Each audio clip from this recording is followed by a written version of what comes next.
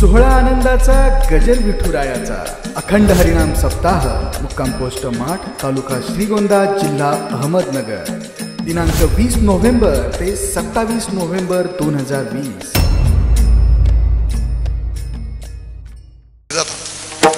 एक ज्यावेळेला दुर्भानं आपल्या वडिलांच्या मांडीवर बसायला जागा मिळत नाही म्हणून मोठी तपश्चर्या केली आणि सांगितलं, भगवान परमात्मा प्रसन्न झाले आणि सांगितलं, बाबा काय पाहिजे? काही नाही, असं ठिकाण द्या की जिथून मला कुणी उठवणार नाही. साधन ठीक आहे पण साध्य चुकलं. दुसरं उदाहरण सांगत असताना उपमन्यूचं उदाहरण सांगितलं जातं की त्याला फक्त दूध मिळालं नाही म्हणून त्यानं तपश्चर्या केली. भगवान परमात्मा भगवान शंकरजी महाराज प्रसन्न झाले. पाहे पा श्री शंभूची प्रसन्नता. भगवान प्रसन्न झाले आणि सांगितलं, बाळ काय पाहिजे? त्यांना सांगितलं, काही नाही, मला दूध पाहिजे. चल, अवघा शिराब्दी म्हणजे दुधाचा सागर दिला, पण तो नाशिवंत स्वरूपाचा आहे. तिसरं उदाहरण सांगतात की जो मोठा मनुष्य आहे पण त्याचं साध्य चुकलेलं आहे, ज्याचं वर्णन नाद बाबा करतात. म्हणशी विभीषण शहाणा. पुढचं आपल्याला बोलायचा अधिकार दिला नाही कारण तिथपर्यंत आपली पात्रता नाही. विभीषण शहाणा म्हणताय खरं, पण परमार्थिक दृष्टिकोनातून त्याच्याकडे जर बघितलं तर आम्हाला तो शहाणा वाटत नाही. का बरं? जगदानी परमात्मा विश्वाचा चालक मालक भगवान परमात्मा प्रभू श्री रामचंद्रजी महाराज इतक्या जवळ आले, मिळाले, श्रीरामाचा त्याग केला आणि लंकेच्या राज्याचा स्वीकार केला. हा वेडेपणाचा आहे. विठाला विठाला साध्य चुकलेली माणसं. साध्य साधनांचा एकत्रित विचार करीत असताना हा अभंग तुमच्या माझ्या दृष्टीने अत्यंत महत्वाचा आहे. साधनही योग्य असावं आणि साध्य सुद्धा योग्य तऱ्हेने निवडता यावं म्हणून या अभंगाचा दृष्टीने थोडासा विचार आपल्या पुढे म्हणतो. प्रस्तावनाचा अशी आहे, आपल्याला आपण जोपर्यंत जिवंत आहेत ना तोपर्यंत आपल्याला कर्म करावी लागतील. लक्षात ठेवा, आपल्याला कर्म करावी लागतील हे नक्की. कर्मापासून आपण बाजूला राहू शकत नाही. कुणी म्हणेल वा कर्म म्हणजेच काय असतंय, तो वेगळा विषय आहे, शास्त्रातले मोठे दीर्घ विषय आहेत. कर्म कोण करतं याचा विचार जर केला तर तो पण क्लिष्ट भाग आहे. शरीर पण कर्म करीत नाही, आत्मा पण कर्म करीत नाही. त्याचं कारण असं आहे, शरीर कर्म करत असं म्हणावं तर ज्यावेळेला प्राण निघून जातं त्यावेळेला सगळे अवयव जागा असताना ते कुठलंच कर्म करीत नाही, शरीर नाही कर्म करीत. मग आत्मा कर्म करण्यासाठी परिचिन्न अवस्था लागते आणि ती परिचिन्न अवस्था म्हणजे काय असतंय? नेमकं वेगळेपणा लागतो कर्म करण्यासाठी. हा माझा हात आहे, हा हात मी उचलून पुढे या पश्चिम दिशेला ज्या वेळेला नेतो त्यावेळेला मला हे कर्म करता येतं कारण पश्चिम दिशेला माझा हात नाही, म्हणून याला परिचिन्न अवस्था म्हणतात. परमात्मा जो आहे त्याचाच अंश आत्मा असल्या कारणानं आत्मा परिचिन्न नाही, तो व्यापक स्वरूपाचा आहे, तो कुठे नाही असं नाही. त्यामुळे सर्वत्र व्यापून भरलेल्या आत्म्याला कर्म करायला ठिकाणच राहत नाही, त्यामुळे आत्माही कर्म करीत नाही. विठ्ठल. मग कर्म करत कोण इथून जर विचार केला नाही का, रामायण ऐकणारी मंडळी बहुश्रुत मंडळी आहे. भगवान परमात्मा प्रभू श्री रामचंद्रजी महाराजांनी झाडाच्या आडून बाण सोडला आणि वाली बाण लागून खाली निश्चित पडल्यावर तारा आली, आपल्याला सगळ्याला माहिती. तारेनं प्रश्न विचारला भगवान परमात्मा प्रभू श्री रामचंद्रांना, प्रभू मला दुःख वैधव्याचं तुम्ही का दिलं बरं? प्रभूने त्याचं तात्विक दृष्टीने उत्तर देत असताना सांगितलं, ऐक, तू ज्याला पती समजते ना, हे शरीर म्हणजे तुझा पती आहे का आत्मा म्हणजे त्याचा विचार कर. शरीर म्हणजे जर पती असेल तर हे शरीर पडलेलं आहे, उचलून घेऊन जा वाजत गाजत, काही माझा हरकत नाही, घेऊन जा. आणि आत्मा म्हणलं तर मग तू विधवा होऊ शकत नाही कारण आत्मा कशानंच मरत नाही. तात्विक दृष्टीने अशा प्रकारचा विचार मांडला. तो विचार मी आपल्या पुढे का मांडतो त्याचं कारण असं आहे की नेमकं कर्म जे आहे ते कशानं घडतं याचा विचार करा. माऊलींनी याचं उत्तर देत असताना सांगितलं, कर्म करणारे जे आहे तो आत्माही नाही आणि तो देहही नाही, कर्म फक्त ही प्रकृती करीत असते. विठाला विठाला.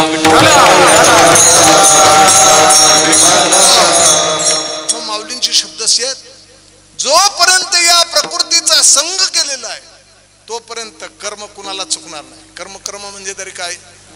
13व्या अध्यायात वाचा, माऊली आपल्याला सांगतात. माऊली असं म्हणतायत की कर्म करणं म्हणजे तरी काय हो मला सांगा.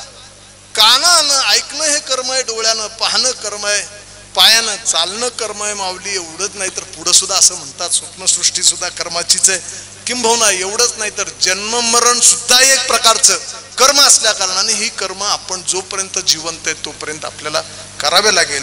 आणि एखादा मनुष्य जर असं म्हणत असेल की मी नाही प्रकृतीचा संग केला पण मी कर्म करणार नाही, माऊलींनी एक शब्द सुंदर वापरलाय, तो केवळ त्याचा दुराग्रहच उरल, बाकी काय उरणार नाही. विठाला विठाला. माणसं काही काय दुराग्रह करणारी आहेत, उगाच आग्रह धरणारी नाही का. काही वेळेला असं होतं, असं म्हणतात एकदा बिरबल आणि बादशाहमध्ये संवाद झाला. बिरबलला उशीर झाला आणि उशीर झाल्याबरोबर राजानं विचारलं का बरं, का उशीर झाला. त्याने सांगितलं काही नाही, काल रात्री चतुर्थी होती, रात्री उपास सोडायचा होता, उशीर झाला, झोपायला उशीर झाला, उठायला उशीर झाला, म्हणून यायला उशीर झाला. म्हणजे किती उपास असतात तुमच्याकडे. म्हणजे बरेच प्रकारचे आहेत, एकादशी आहे, गोकुळाष्टमी आहे, चतुर्थी आहेत, हे सगळे आम्हाला उपास असतात. उपासाचे प्रकार वेगवेगळे आहेत. एकादशी दुसऱ्या दिवशी सोडायची असते, चतुर्थी जी आहे ती त्याच रात्री चंद्राचा उदय झाल्यावर सोडायची असते. हे सगळं राजाने ऐकून घेतलं आणि राजाने उगाच आग्रह धरला, शंका घातली. म्हणले जर असं झालं तर, म्हणले कसं, चतुर्थीच्या दिवशीच जर एकादशी आली तर. दुराग्रह याला म्हणतात. म्हणजे चतुर्थीच्या दिवशी एकादशी नसती येत महाराज, एखाद्या तिथीचा फरक पडतो. एखाद्या तिथी क्षय झाला किंवा वृद्धी झाली तरी एखादी तिथी वाढू शकते, कमी होऊ शकते. पण चतुर्थीने ह्याच्यात 8 दिवसाचा 10 दिवसाचा फरक पडणं शक्य नाही. राजा काही आपला आग्रह सोडणार नाही, पण म्हणलंय हे मला जरी माहिती तरी, पण जर आली तर, समजा चतुर्थीच्या दिवशीच एकादशी आली तर. बिरबलानं ओळखलं की हे प्रकरण काही सोपं नाही, म्हणून त्याच्या शब्दात उत्तर द्यायसाठी बिरबलानं सांगितलं आहे का. म्हणले राजे, ज्या दिवशी चतुर्थीच्या दिवशी एकादशी येईल ना, त्या दिवशी एकादशी संध्याकाळी रात्री सोडून द्यायची. ते म्हणले मग तुमचं ते व्रत मोडतंय ना. म्हणले नाही मोडत. म्हणले का. त्याचं कारण नियम सांगितलेत. म्हणजे त्या दिवशी पदार्थ जे खायचे ते ऐका कसे खायचे. काय नाही म्हणले, लोण्याचे भजे तळायचे. ऐकता बघा, ऐकत असलं तर बघा बरं का. लोण्याचे भजे तळायचे आणि रात्रीच्या उन्हामध्ये ते खायचे आणि तो चतुर्थीच्या दिवशी आलेली एकादशी सोडायची. विठाला विठाला.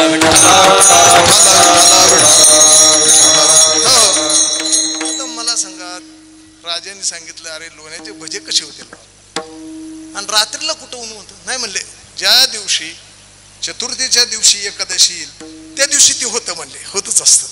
विनोदाचा भाग सोडून द्या, हा दुराग्रह आहे. मी कर्मच करणार नाही अशी जी मंडळी म्हणतात त्याला, अरे बाबा तुला कर्म करावे लागेल. तुमच्या माझ्यासारखा सामान्य संसारिक प्रापंचिक मनुष्य आहे, तो जोपर्यंत जिवंत आहे तोपर्यंत त्याला ही सगळी कर्म करावीच लागतात महाराज. मग कर्म तर करायची येतात. मग कर्माचे प्रकार शास्त्रानं ढोबळमानाने 2 प्रकारचे सांगितले. एक कर्म असं आहे, एकात हेतू असतो त्याला सहेतुक कर्म असं म्हणतात आणि दुसऱ्यात हेतूच नसतो त्याला निरहेतुक कर्म म्हणतात. कर्म करण्याच्या दृष्टीनं विचार केला तर ते 3 प्रकारच्या दृष्टीनं कर्म पार पडतात. एक कर्म असं होत असतं की ते केवळ इंद्रियाच्या द्वारे केलं जातं, त्याच्यात मनाचा संयोग अजिबात नसतो. एक कर्म असं आहे ते केवळ मनानेच केलं जातं, त्याच्यात इंद्रियाचा सहभाग काहीच नसतो. आणि एक कर्म असं आहे की मन आणि इंद्रिय एकत्र होऊन जे कर्म करतात त्याच्यामध्ये मात्र काहीतरी हेतू असल्याशिवाय राहत नाही. विठ्ठल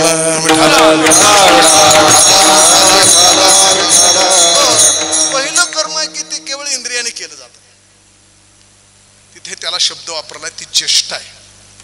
इंद्रियाने मनाच्या संयोग न घेता जी केवळ इंद्रियाने केली जाणारी काही कर्म असतात ते उगाच चेष्टा म्हणून केली जातात, त्याच्यात काहीच हेतू नसतो. त्याला साधं व्यावहारिक उदाहरण द्यायचं झालं तर एखादा मनुष्य उठला आणि दुकान उघडायला घाईघाईत निघाल्यावर त्यानं खिशातनं चावी काढली, चावीमध्ये आपलं बोट घातलं आणि रस्त्यानं चालताना ती चावी फिरवायला लागला. असं साधी गोष्ट आहे, फिरवायचं कर्म करायला लागला. ह्याच्यात मनाचा संयोग काहीच नाही, सहभाग नाही. चावी फिरवण्यामध्ये काहीच उद्देश नाही. चावी जर फिरवली की लगेच गेल्या गेल्या भवानी होईल आणि मोठं गिराईक प्राप्त होईल आणि फार मोठा नफा होईल असं काहीच नाही. ही केवळ चेष्टा केली जाते. त्यावेळेला इंद्रिय कर्म करीत असतात पण त्याच्यात हेतू काहीच नसतो, त्याला निर्हैतुक दृष्टीने बघितलं जातं. शास्त्र दुसरी एक गोष्ट सांगतं, ज्या वेळेला इंद्रिय काहीच कर्म करीत नाही पण मन मात्र कार्यरत राहतं, या अवस्थेला स्वप्नावस्था असं म्हणतात. स्वप्नामध्ये मन काम करतं पण इंद्रिय मात्र काहीच काम करीत नाही. त्यावेळेला सुद्धा काहीच हेतू नसतो. हे सगळं खोटं असतंय.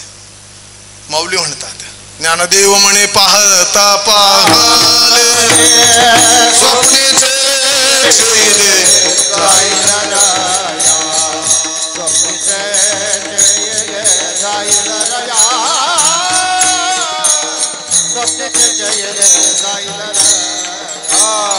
ज्ञानदेवा म्हणे पाहता पाहले स्वप्नीचे जैले जाईल लया. स्वप्नीचे जैले जाईल लया. स्वप्नीचे जैले जाईल लया. ज्ञानदेव म्हणे पाहता पाहणे स्वप्नीचे जैले जाईल लया. स्वप्नीचे जैले जाईल लया. ज्ञानदेव म्हणे पाहता पाहणे स्वप्नीचे जैले जाईल लया. स्वप्नीचे जैले जाईल लया. संत श्रेष्ठ श्री ज्ञानराज माऊली आपल्या पुढे सांगतात, हे सगळं रया जातं. हे काही खरं नाही. स्वप्न खरं आहे का विचार करा बरं. स्वप्न सृष्टीमध्ये जी काही मनानं कर्म केली आणि काही दृश्य पाहिलं ते जागृतीच्या सृष्टीमध्ये जर आपण आलो तर ती खरी आहेत का विचार करा बरं. त्यातलं काहीच खरं नाही. मी नेहमी विनोदाने एक दृष्टांत सांगतो. आपल्याला थोडासा दृष्टांताने सिद्धांताकडे यायचं. दृष्टांत असा आहे, शेठजी झोपलेली आहेत, उठायला उशीर झाला, ऊनं पडलेली आहेत. उठायला उशीर झाल्यामुळे दुकान उघडायला उशीर होतोय म्हणून दिवाणजी धावतच आले, शेठजीला हलवलं मोठ्यानं. उठा शेठजी लवकर. किती वेळ झोपायचं, आपलं दुकान उघडायला 1 तास उशीर झाला. हलवलं मोठ्यानं. शेठजी जागे झाले, अंथरुणातनं उठले, समोर हलवलं ज्यानं हलवलं होतं त्या दिवाणजीला अपशब्दानं बोलायला लागले. रागावले त्याच्यावर. सांगितलं तुला कळत नाही, माझं फार मोठं नुकसान केलं. दिवाणजी हात जोडून उभा राहिले. रुपयाचा व्यापारात फायदा झालेला होता. 90,000 मोजून झाले होते आणि 10,000साठी तुम्ही माझं नुकसान केलं म्हणले, घोटाळा केला. 10,000 मोजून झाले असते की नाही. काय असतंय, फार दिवस एखादा नोकरी एखाद्या माणसाकडे जर राहिला तो स्वामीवर सत्ता करतो. त्यानं हात जोडले म्हणले, बरोबर आहे शेठजी बरं का, माझ्याकडून तुमचं 10,000 रुपयाचं नुकसान झालं का. तर म्हणले आपलं नियम काय आहे, व्यापारात होणारा जेवढा जेवढा फायदा आणि जेवढा नफा आहे जेवढे पैसे तुम्ही माझ्याकडे देता ते मी पैसे घेतो आणि तुमच्या बँकेच्या खात्यात भरतो. बरोबर म्हणजे बरोबर आहे. आपल्याला फायदा तुम्हाला किती झाला, 1 लाख रुपयाचा. तुम्ही मोजले किती होते, 90,000. माझ्यामुळे नुकसान किती झालं म्हणले 10,000चं. असं करा म्हणले, माझ्यामुळे जे नुकसान झालं ते 10,000 मी माझ्या खिशातले भरतो, तुम्ही मोजलेले 90,000 द्या बरोबर म्हणलं. अंथरुण पांघरुण 10 वेळा जरी झटकली असती तरी त्यांनी स्वप्नात मोजलेले 90,000 मिळणार नाही, कारण ते सगळं खोटं आहे. विठाला विठाला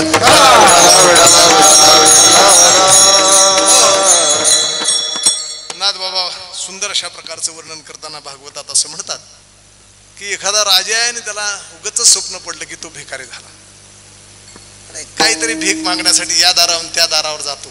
पण स्वप्नामध्ये भिकारी झाले असल्या कारणानं तो जागृतीतला राजा आहे विसरून जातो. त्याचं कारण असं की ही सृष्टी खोटी आहे.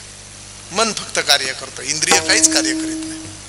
याही अवस्थेचा याही कर्माचा आपल्याला उपयोग नाही. मग महाराज म्हणतात बाबा तिसरी जी गोष्ट कर्म करण्याची तो प्रकार वेगळा आहे. त्याच्यामध्ये इंद्रिय पण असतात, त्याच्यामध्ये मनाचा सहभाग असतो. इंद्रिय आणि मन एकत्र येऊन जे कर्म करतात त्याच्यामध्ये काहीतरी हेतू असतो. परमार्थामध्ये केवळ मन पण चालत नाही आणि केवळ इंद्रिय चालत नाही, दोघांचा पण सहभाग परमार्थ क्रिया करताना लागतो. लक्षात ठेवा. अन्यथा नुसता इंद्रियाच्या द्वारे परमार्थ करण्यात अर्थ नाही आणि इंद्रिय बाजूला ठेवून सुद्धा परमार्थ करण्याचं काही आणि त्यात फारसा फायदा लवकर होत नाही. महाराजांचे अनेक अभंग आहेत की महाराजांनी इंद्रियांना विनंती केली, डोळे तुम्ही घ्या रे सुख, डोळे तुम्ही घ्या रे सुख, तुम्ही घ्या रे सुख, तुम्ही घ्या रे सुख,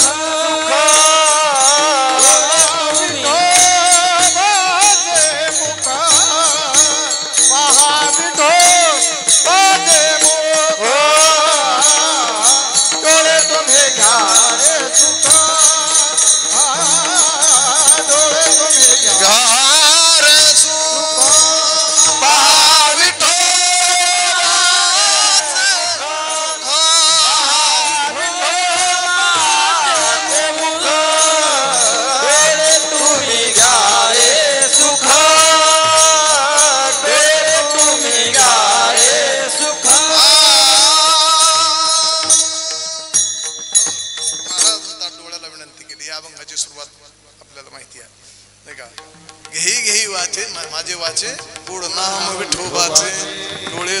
घ्या रे सु, नाही का. सगळ्यांना विनंती केली. अजून एक अभंग सांगतो, जे काकडा म्हणत असतील ते पाठ. आता इथं पहाटाच्या काकड्याचं कशाला, दुपारच्या 5च्या हरिपाठाची पंचायत तर काकड्याची परिस्थिती काय म्हणायचं. हे नियम पाळा बरं. वारकरी म्हणला की सकाळी काकडा असावा, दुपारच्या वेळेला हरिपाठ त्यांना नित्यने म्हणावा, रामकृष्ण हरीचं भजन करावं. हे आपल्या संतांनी घालून दिलेले आपल्याला नियम आहेत बरं. काकड्यामध्ये अभंग आहे, येणे मुखे वर्णी तुझे गुणना, नाही का. आईशे प्रेम दे, महाराजांचा सगळा जो अभंग आहे तो वाचून घ्या, नाही का. महाराज असं म्हणतात, हातापायाचे हे सुख आहे, डोळ्यांचे हे सुख आहे. आणि त्याच अभंगाच्या शेवटच्या चरणात महाराज म्हणतात, तुका म्हणे माझा सकळ देह बा अनेक नको ठाव चिंतो यासी, अनेक नको ठाव चिंतो यासी, अनेक नको भाव चिंतो यासी, अनेक नको ठाव. तुका म्हणे माझा सकळ देह भाव, अनेक नको ठाव चिंतो यासी, अनेक नको ठाव चिंतो यासी, अनेक नको ठाव चिंतो यासी. तुका म्हणे माझा सकळ देह भाव, अनेक नको ठाव चिंतो यासी, अनेक नको ठाव चिंतो यासी, अनेक नको ठाव चिंतो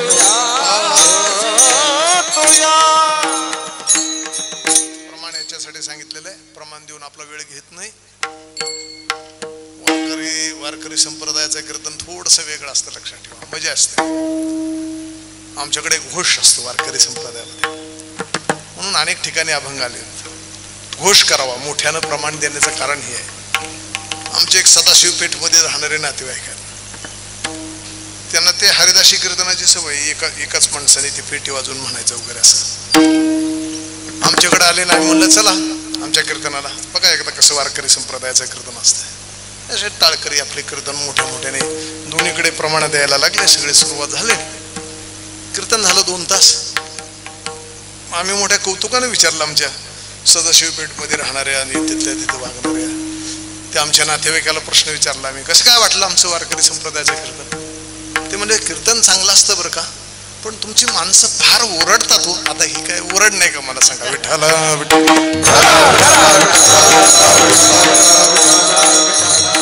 यातला आनंदच वेगळा महाराज, म्हणून हा आनंद इंद्रियाने घ्यायचा आहे. महाराज म्हणतात, ही सगळी इंद्रिय इथं आणायची, नुसती इंद्रिय आणून चालत नाही, तर मन पण आणायचं. आणि मनाला सुद्धा विनंती करायची, बाबा ये. अनेक ठिकाणी मनाला विनंती केली. आता वेळ थोडंसं आपल्याकडे पुढे पुढे नेतो प्रस्तावना. इंद्रिय आणि मन एकत्र आले. कधी कधी मन ऐकत नाही म्हणून संतांनी मनाच्या पुढे लीनता घेतली आणि मनाला नमस्कार केला, त्याच्यात शरणागती पत्करली आणि मनाला विनंती करी, अरे बाबा तसं नको करू. तुका म्हणे मना, तुका म्हणे मना, माझा भीक द्या विधीना, माझा भीक द्या विधीना,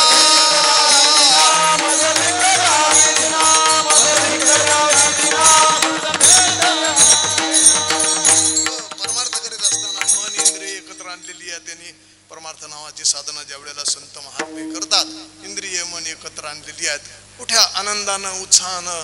आणि त्या ठिकाणी परमार्थ साधना करीत असणारे संत श्रेष्ठ श्री तुकाराम महाराज ज्या वेळेला ही साधना करता करता खूप अशा प्रकारचे दिवस निघून गेले. काही साधक त्यांच्याकडे पाहत आहेत आणि महाराजांची साधना मन इंद्रिय एकत्र करून परमार्थ साधना दररोज करायची. सकाळी उठायचं, सकाळीच लवकर जायचं आणि दिवसभर डोंगरावर रामकृष्ण हरीचा जप करायचा, रात्री यायचं, कीर्तन करायचं, रात्रभर कीर्तन करायचं, कीर्तन करून पुन्हा आणखीन पुन्हा जायचं आणि दिवसभर नामस्मरण करायचं. हा रात्रंदिवस अशा प्रकारचा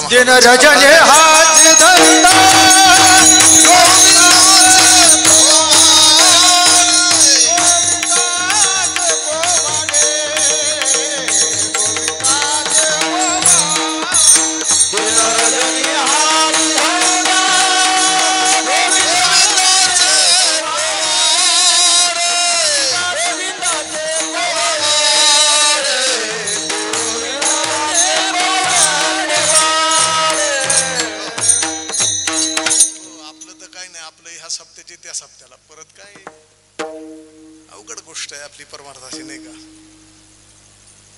देवळात किती माणसं दर्शनाला जातात मला माहित नाही, पण मी राशीनला राहतो आणि यमाई माता आहे आमची जगदंबा देवी, नित्यनेमाने येणारी माणसं फार कमी. बाजाराच्या पिशव्या घेतल्या, योगायोगानं रस्त्यानं देवीचं देऊळ लागलं म्हणून तसं जाता येत नाही म्हणून अर्धी चप्पल काढायची, पिशवी एका हातात आणि एका हातानं नुसतं छातीवर 2-3 वेळा मारून घ्यायचं. असं ते आईसाहेब ज्या आहेत त्या म्हणतात, बघून घेईन म्हणतो का नमस्कार करवतोय काय कळत नाही का बरं. भाव श्रद्धा माणसाच्या ठिकाणची अंतःकरणाची. महाराज रात्रंदिवस अशा प्रकारचं नामस्मरण करतायत. नामस्मरणामध्ये दिवस दिवस रात्र कळत नाही. दिनरजनी हाची धंदा आणि कनेनो धंदा नित्य हाताशे गोविंदा, नाही का? महाराज म्हणतात गाऊ राम नाम सदा सदा नाम घोष करू हरिकथा. अनेक प्रकारच्या अभंगाने महाराजांनी सांगितलं आपलं की मी रात्रंदिवस हे करतो. त्यांच्या जीवनाकडे बघितलं की, चांगल्या माणसाच्या जीवनाकडे बघितलं की काहीतरी आदर्श घेतल्यासारखं बघावं. महाराज शंका आली एका माणसाला, साधक होता, शंका यावी पण चांगली यावी, नाही का? बऱ्याच वेळेला अशी शंका घेणारी मंडळी भरपूर भेटतात. शंका यायला हरकत नाही, पण सुंदर अशा प्रकारचा प्रश्न असावा आणि म्हणजे प्रश्नकर्त्याला सुद्धा उत्तर द्यायला योग्य होतं. नाही तर काही वेळेला अडचणीची गोष्ट होते. महिनाभर सुट्टी, मे महिन्यामध्ये गीता शिकवली आणि समारोपाच्या दिवसाला सगळे पूर्व समोर बसवली, पोरांना सांगितलं पोरांनो तुमच्याकडून गीता पाठ करून घेतली, शिकवली, 30 दिवस झाला आपला सगळा कार्यक्रम चालू आहे. कुणाला काही शंका असली तर विचारा बरं. कोणी काही विचारलं नाही, पण कोपऱ्यातलं एक पोरग उठलं, सांगितलं गुरुजी एक शंका आहे. म्हणलं विचार बा, हुशार दिसतोय, विचार, काय हरकत नाही. म्हणलं विचार. त्यानं कोपऱ्यातनंच विचारलं. म्हणले तुम्ही एक श्लोक सांगितला होता, तो श्लोक असा होता खरा अर्थानं, सगळा सांगत नाही, दोग्धा गोपाल नंदनम असं त्याचं टोक आहे, पण त्यानं दोग्धा असं म्हणायच्या ऐवजी दो गधा गोपाल नंदनम. ते म्हणले दो गधा याच्या शब्द आलाय, तर ही गीतेत सांगितलेली 2 गधे कोणते 2? ते म्हणला बरोबर आहे प्रश्न बरं का तुझा. म्हणले का बरं? त्याचं कारण असं 2 गधे आहेत ना. म्हणजे कोणते 2 गधे आहेत? काय नाही म्हणलं तू एक गधा आणि तुझ्यासारख्या गध्याला शिकवणारा मी एक गधा, हे 2 गधे आहेत, दुसरे कोणते नाहीत. विठाला विठाला.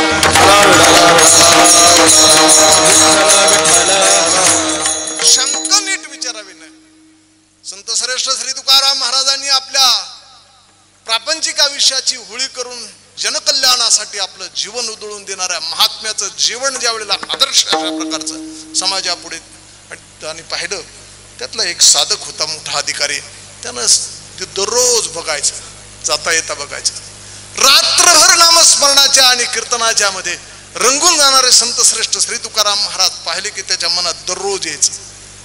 का बरं यांनी असं केलं असेल? सावकारकी पाण्यात बुडवून टाकली, एवढा मोठा मान मरातब गेला, लोक यांना वेडपटात काढायला लागले, लोक वेडे म्हणायला लागले. गणानी गोत्र सर्व हसतात गेले याचे मनुष्यपण याने सांगितलं, वेडा झालो वेडा झालो वेडी याची गावा गेलो, अशी अवस्था निर्माण झाली. का बरं असं असावं? का बरं? म्हणून एक दिवस संत श्रेष्ठ श्री तुकाराम महाराजांचा जीवनाचा अभ्यास करीत बसला. मग त्यानं विचार केला, परमार्थ माणसं कशासाठी करतायत? सामान्य बुद्धीनं परमार्थ करणाऱ्या माणसाच्याकडून त्यानं 2च गोष्टी विचारात घेतल्या. पहिली गोष्ट विचारात घेतली, बहुतेक काहीतरी आर्थिक लाभ व्हावा, वित्तेष्णा नावाचं जी गोष्ट आहे ती प्राप्त होण्यासाठी हा संत श्रेष्ठ श्री तुकाराम महाराजांचा परमार्थ आहे का, या दृष्टीनं त्यानं परीक्षण करायला सुरुवात केली. परीक्षण नेहमी करावं, लक्षात ठेवा. म्हणून संगती चांगली लाभण्यासाठी परीक्षण अगोदर करावं लागतं. माणसं कुंभारवाड्यात गेल्यावर 2 रुपयाचं गाडगं विकत घेताना 4 वेळा गाडगं वाजवतात, फुटकय का बघा ते. मग एवढा हाडा माणसाचा माणूस करायचा म्हणल्यावर शंका घेतलेली काय हरकत आहे का? मला सांगा. विठाला मिळवण्यासाठी महाराजांचा परमार्थ आहे का? पण त्यानं जवळ जाऊन या दृष्टिकोनातून महाराजांच्या जीवनाचा विचार केला आणि मग लक्षात आलं, नाही नाही म्हणले, न आवडे जेवण धन माता पिता, काहीच ह्यांना आवडत नाही. एखाद्या ओकारी सारख्या धनाचा वीट ज्यांच्या अंतःकरणात निर्माण झालेला आहे, धन मिळवण्यासाठी तर प्रयत्न सोडून द्या, पण आपल्या जवळचं धन वाटून टाकलं. किंबहुना गरिबी प्राप्त झाल्यावर छत्रपती शिवाजी महाराजांनी पाठवलेला नजराणा सुद्धा ज्या महात्म्यानं निरीच्छपणानं बाजूला लोटून दिला आणि त्यांना सांगितलं जावा घेऊन देवट्या छत्री घोडे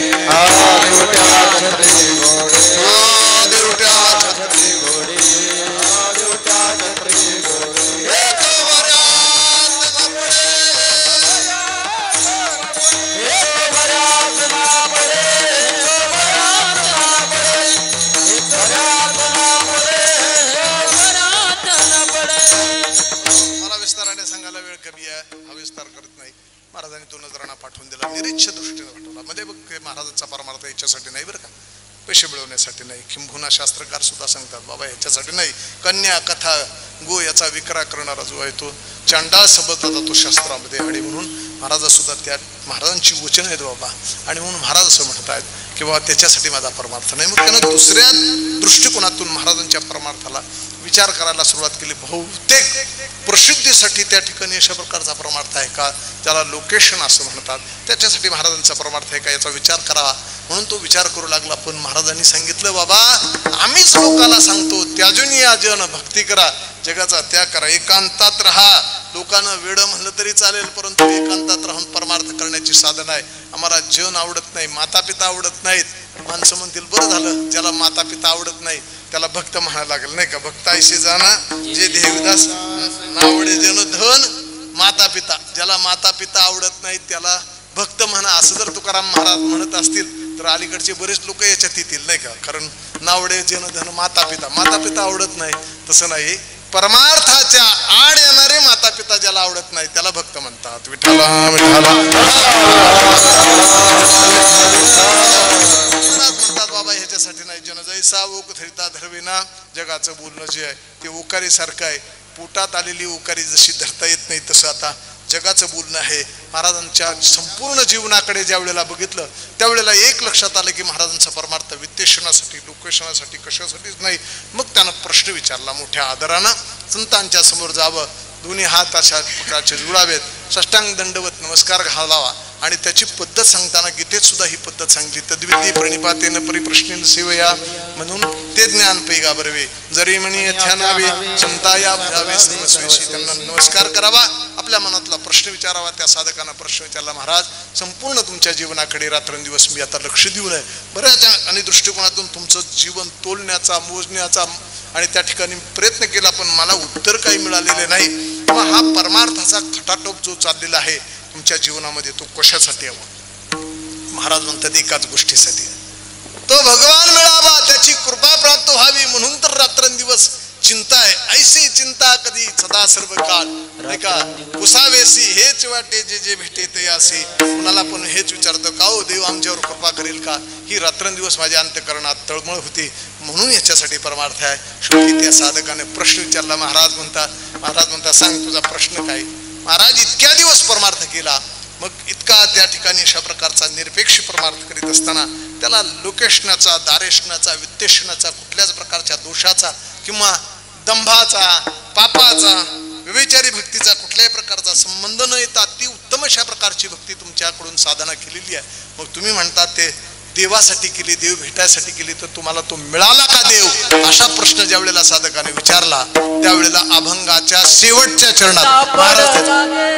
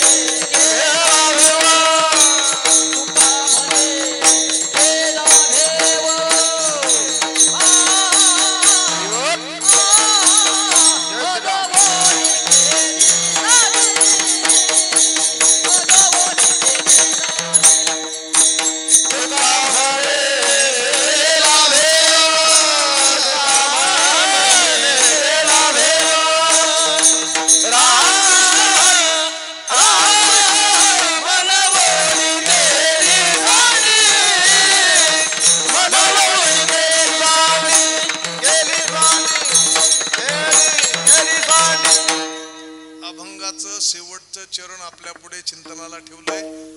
काही लोकांना बरं वाटलं की चला शेवटच्या चरणात मला लवकरच कीर्तन संपण्याची शिकत. टाइम मला बरोबर माहिती आहे, 9 वाजताच्या पुढे आपण जाणार नाही.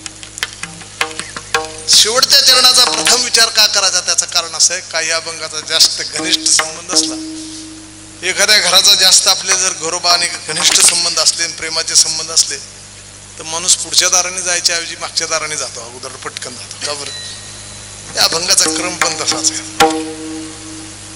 या अभंगाला शेवटच्या चरणात प्रवेश करताना साधकानं विचारलेल्या सुंदर अशा प्रकारच्या प्रश्नाचं उत्तर देताना संत श्रेष्ठ श्री तुकाराम महाराज परमार्थाचं इप्सित ज्याला म्हणतात, साध्य ज्याला म्हणतात, ते साध्य आम्हाला मिळालं हा भाव प्रथम व्यक्त करीत असताना इथे साध्य प्राप्तीची कृतार्थता ज्याला म्हणतात, परिपूर्णता ज्याला म्हणतात, ती या अभंगाच्या शेवटच्या चरणात महाराज व्यक्त करतात. महाराज म्हणतात, सापडला देव. अरे तू प्रश्न विचारतो ना, एवढं सगळं केलं तुम्हाला देव मिळाला का?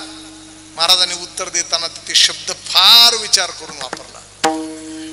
ते म्हणजे सापडला देव.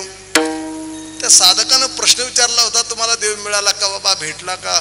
महाराज भेटला, मिळाला, पावला असे काही शब्द न वापरता या अभंगात महाराजांनी शेवटच्या चरणाच्या पहिला शब्द सापडला वापरला. हा योग्य आहे का याचा विचार थोडासा वैज्ञानिक दृष्टीनं, टेक्नॉलॉजी, इन्फॉर्मेशन ज्याला जमाना म्हणतात, त्यातली जी काही माणसं जरा शंका घेण्याची शक्यता, ते म्हणतील हे चुकलं महाराजांचं. कारण लोक संतांच्या वाङ्मयात जास्त शंका घेतात. मी म्हणतो 1000 शंका आहेत प्रपंचामध्ये, पण तिथे शंका घेत नाही.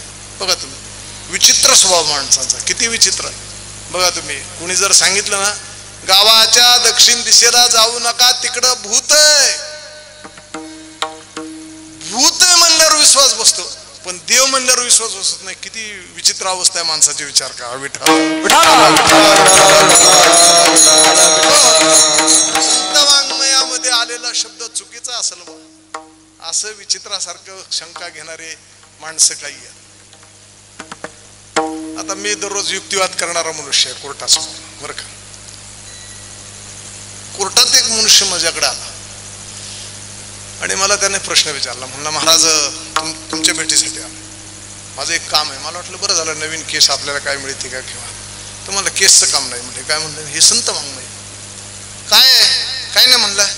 तुम्ही कीर्तनात शेवटी काय सांगता? सगळं कीर्तन संपताना म्हणलं काय नाही, लोकाला हात जोडून नम्रपणाने विनंती करतो, बाबा कपाळाला बुक्का लावा, गळ्यात तुळशीची माळ घाला, एकादशीचं व्रत करा, रामकृष्ण हरीचं भजन करा, आणि जीवनाची कृतार्थता करून घ्या, सार्थक करून घ्या. ते म्हणले सगळंच चुकते हो. म्हणले संत श्रेष्ठ श्री तुकाराम महाराजांनी लिहिलेली गाथा तुम्ही नीट वाचलीच नाही. म्हणजे काय झालं? नाही म्हणले, गाथ्यात महाराजांचं एक अभंग तुम्ही लिहून आणलं. त्याने एकच टोक लिहून आणलं होतं आणि महाराजांच्या त्या एका टोकात असं होतं, माळ घालू नये गळा, बुक्का लावू नये भाळा. ते म्हणले तुकाराम महाराजच म्हणतात माळ गळ्यात घालू नका आणि बुक्का कपाळाला लावू नका, आणि तुम्ही कसं काय सांगता? आम्हाला जरा त्यांनी तेवढं वाक्य वाचल्यावर मला जरा वाटलं, म्हणजे गात्यात आहे का? म्हणलं हो. थांबा म्हणले, मला थोडंसं माझ्याकडे वेळ कमी, मी रात्री गेल्यावर बघतो आणि उद्या तुला सांगतो. ते म्हणले बघा काय ते, त्याची चिठ्ठी घेऊन खिशात ठेवली आणि नंतर तो हा अभंग उडकून ते होतं त्याचं ध्रुवपद, बरं का. उडकला खडला, पण त्या अभंगाचं तेवढंच टोक नाचणाऱ्या माणसाला पहिल्या चरणाचा विचार अगोदर करावा लागेल. संत श्रेष्ठ श्री तुकाराम महाराज पहिल्या चरणात असं म्हणतात, जेथे कीर्तन करावे तेथे माळ घालू नये गळा. जिथं तुम्ही कीर्तन कराल तिथं फुलांची माळ आपल्या गळ्यात घालून घेऊन आपला गौरव करून घेऊ नका, असा त्याचा अर्थ आहे. विठाला विठाला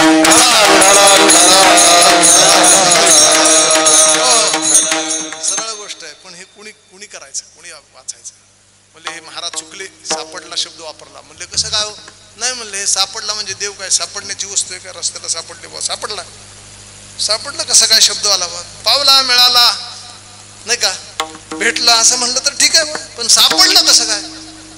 म्हणलं महाराजांनी लिहिलेलं बरोबर आहे. म्हणजे कसं काय? मला एक सांग म्हणलं, वस्तू कोणती सापडते? हरवलेली वस्तू कोणती असते? नाही का, जी वस्तू असते ती हरवते ना, का नसलेली वस्तू हरवते?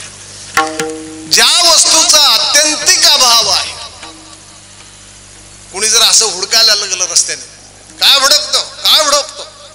तो म्हणला काही नाही, सश्याचं शिंग पडलेलं आहे त्याला हुडकतो.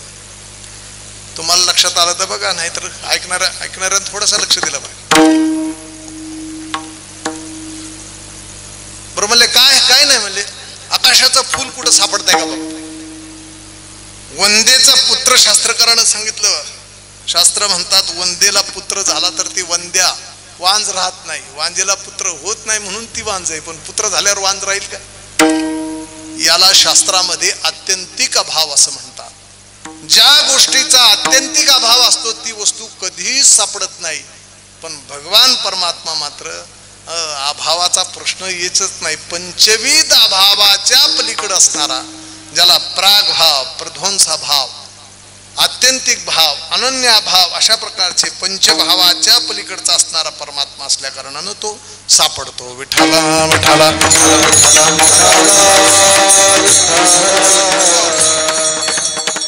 सापडणं म्हणजे नेमकी कल्पना काय, एक थोड्या वेळात सांग. सापडणं म्हणजे काय असतं महाराज? तुका मने होता ठेवा, तुका मने होता ठेवा, तो या भावाचा पाळणा, तुका मने होता ठेवा. सोहळा आनंदाचा गजर विठुरायाचा अखंड हरिनाम सप्ताह, मुक्काम पोस्ट माठ, तालुका श्रीगोंदा, जिल्हा अहमदनगर.